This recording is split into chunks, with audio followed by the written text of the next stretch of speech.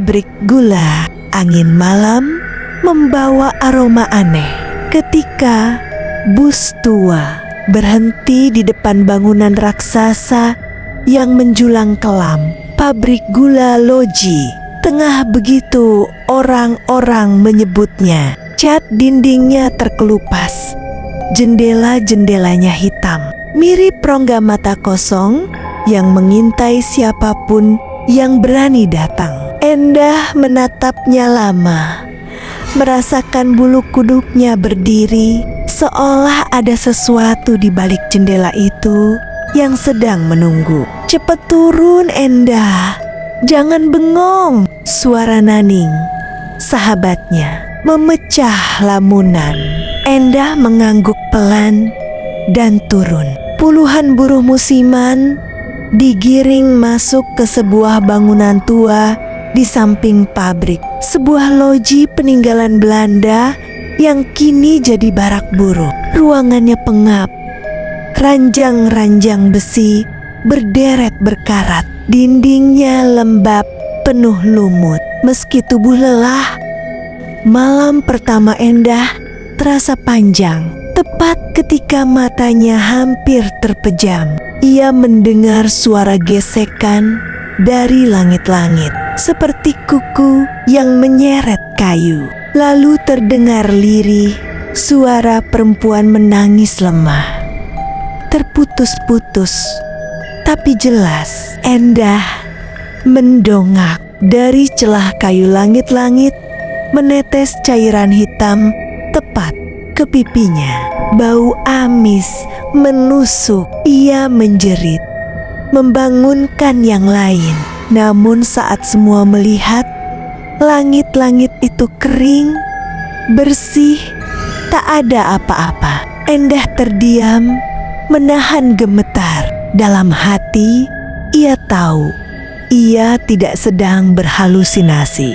Hari-hari berikutnya berubah jadi neraka. Seorang buruh kehilangan tangannya, tergiling mesin yang katanya sudah lama tak berfungsi. Yang lain ditemukan terkapar dengan tubuh hancur, seakan dipukul benda raksasa. Ada pula yang hilang tanpa jejak di dalam gudang penyimpanan gula. Namun anehnya, setiap kali ada kejadian, mandor selalu bilang itu kecelakaan biasa. Pabrik tua, mesin tua, sudah wajar. Tapi Endah tahu ada yang lebih dari sekadar mesin tua. Suatu malam, ia mendengar bisikan lagi.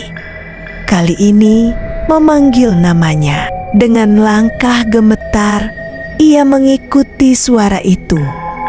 Menembus lorong pabrik, mesin-mesin raksasa berdecit pelan. Padahal tak ada yang menghidupkan.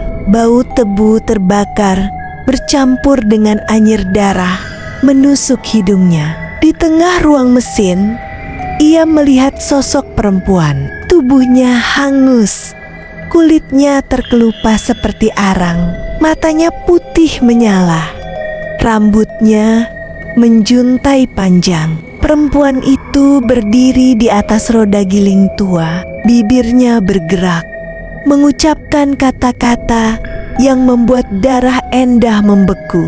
Tumbal, masih kurang. Endah terhuyung, mencoba berlari. Tapi setiap lorong yang ia lewati justru kembali membawanya ke tempat yang sama. Suara tangisan perempuan itu menggema, bercampur dengan jeritan para buruh yang pernah mati di sana. Ia menutup telinganya, namun suara itu justru terdengar semakin dekat. Keesokan harinya, Naning hilang. Mereka menemukannya di ruang mesin. Tubuhnya kaku, wajahnya pucat, matanya terbuka lebar, menatap kosong. Sejak itu, Endah merasa dirinya terus diikuti. Bayangan perempuan hangus itu sering muncul di balik kaca, di sudut lorong, bahkan di cermin barak.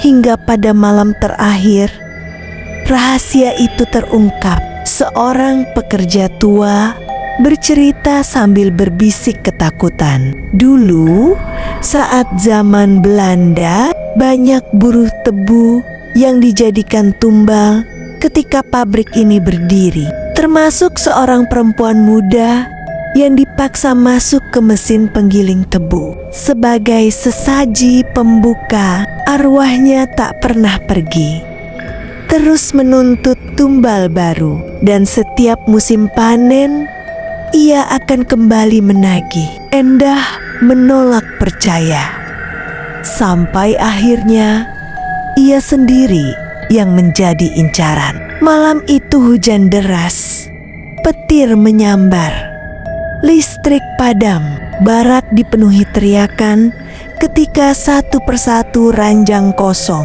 Teman-temannya menghilang, terseret ke kegelapan. Endah berlari keluar menuju pabrik, tapi begitu masuk, ia menyadari semuanya hanyalah jebakan. Mesin-mesin tua berputar sendiri, roda giling berderak, dan di tengahnya berdiri sosok perempuan hangus itu. Mulutnya kini robek lebar, senyumnya penuh darah. "Kau tumbal terakhir," Endah menjerit saat tangannya ditarik ke arah mesin. Ia berusaha melepaskan diri, namun bayangan-bayangan hitam mencengkeram tubuhnya. Ia sempat melihat wajah Naning. Di antara bayangan itu pucat, kosong, tanpa jiwa. Suara roda giling menggeram. Terakhir yang terdengar hanyalah jeritannya sebelum pabrik kembali sunyi. Keesokan paginya, barak kosong. Tak ada satupun buruh tersisa. Pabrik kembali terkunci, seolah tak pernah dipakai. Hanya angin yang berhembus melewati jendela-jendela tua, membawa samar-samar suara perempuan menangis. Dan setiap musim panen tiba, bus tua itu akan datang lagi, membawa buruh-buruh baru yang tak pernah tahu bahwa mereka hanyalah tumbal berikutnya.